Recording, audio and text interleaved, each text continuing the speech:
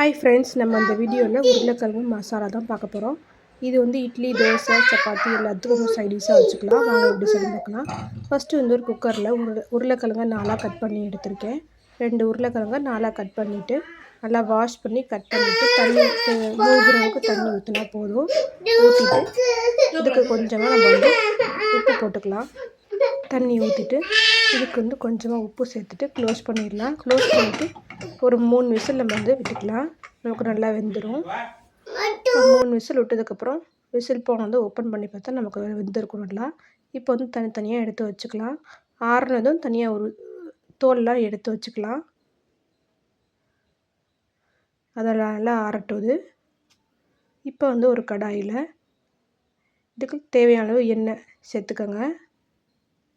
சேர்த்துட்டு எண்ணெய் காஞ்சதும் ஜீரகம்,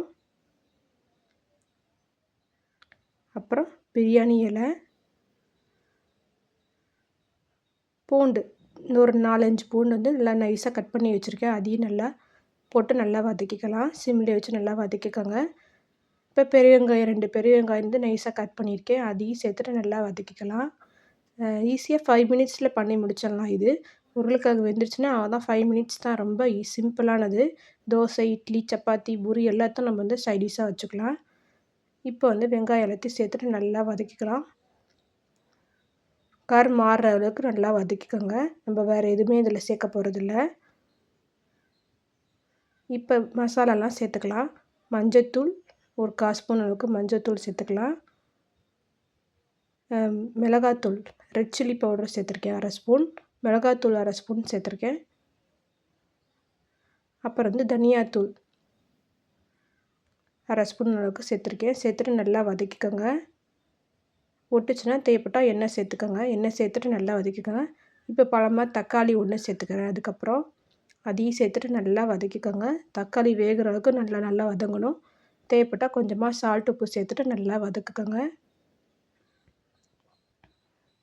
தக்காளி வேகிற அளவுக்கு நல்லா வந்து சிம்மிலே வச்சு நல்லா வதக்கிடணும். இப்போ வந்து நான் உரித்து வச்சுருக்கேன் உருளைக்கிழங்க. அதை வந்து சின்ன சின்ன பீஸாக கட் பண்ணி மேஷ் பண்ணி வச்சுருக்கேன். அதையும் சேர்த்துட்டு நல்லா வதக்கிக்கலாம். சிம்மிலே வச்சு வதக்கிக்கோங்க. இப்போ வந்து ஒரு டம்ளர் அளவுக்கு தண்ணி சேர்த்துக்கோங்க.